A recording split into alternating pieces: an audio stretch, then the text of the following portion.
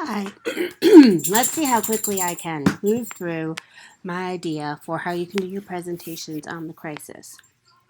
First of all, in this way, if you link to digital, it will take you to archive.org, which is my preferred way to look at the crisis because you can flip through it kind of in a page by page manner here.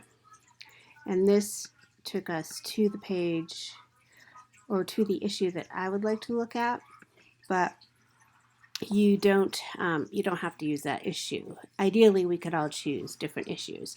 This image, incidentally, is from a different issue, but it is of a Haitian woman who was raised in Paris.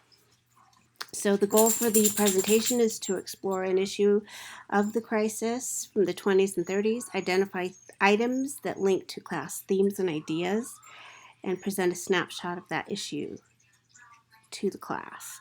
So here in the December 1922 issue, I have an essay about the crisis in Haiti, an opinion, as well as Langston Hughes' poem, A Mother to Son, toward the end of the magazine.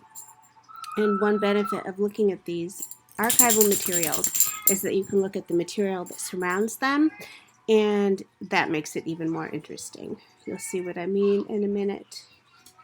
So, in the table of contents, as I said, I see the article about Haiti, and I'm going to talk first a little bit about mother to son. But before I do that, I want to show you what precedes mother to son.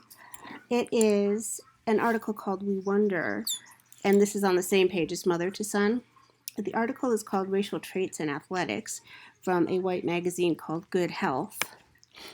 And I'm doing not now.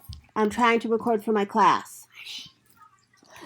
So the article is about racial traits in athletics, and it makes these generalizations about black students who play sports with white students.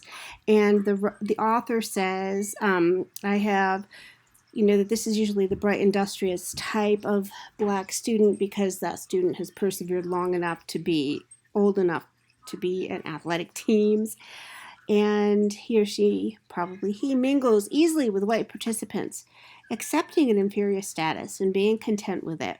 I've often seen a gay-spirited crowd of college players play pranks upon a colored teammate, even to overheaping his share of the equipment that was necessary to be carried or to decorating his uniform so that it shows conspicuously.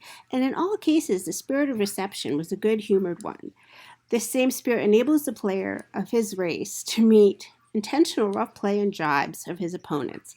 This is one of the craziest things that I've ever read. It says essentially that black people, because they're subservient, do great in athletics because they put up with bullying with a smile, and it's great training for life because that's how life is. It's really messed up. So then we have, in contrast, Hughes' poem, Mother to Son, which is a very beautiful poem, but also a bit of a warning, perhaps, about what we saw above. Well, son, I'll tell you, life for me ain't been no crystal stair. It's had tacks in it, and splinters, and boards torn up, and places with no carpet on the floor. Bare.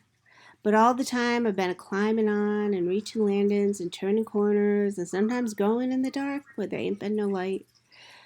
So boy, don't you turn back. Don't you sit down on the steps, 'cause you find it's kinda hard. Don't you fall now, for I's still going, honey. I's still climbing, and life for me ain't been no crystal stair. So I'm going to stop right here because my children are playing really loud rock music, and one has already interrupted me, and my poodle is about to knock the computer off my lap. And I'll make a separate video about the information about Haiti. But like I said, this is to give you an idea of how you might choose to pull specific items out of an issue of the crisis that you find. And it's a little bit like a scavenger hunt or a random treasure hunt. So just look for things that you like and that pique your interest. And I will let you go for now.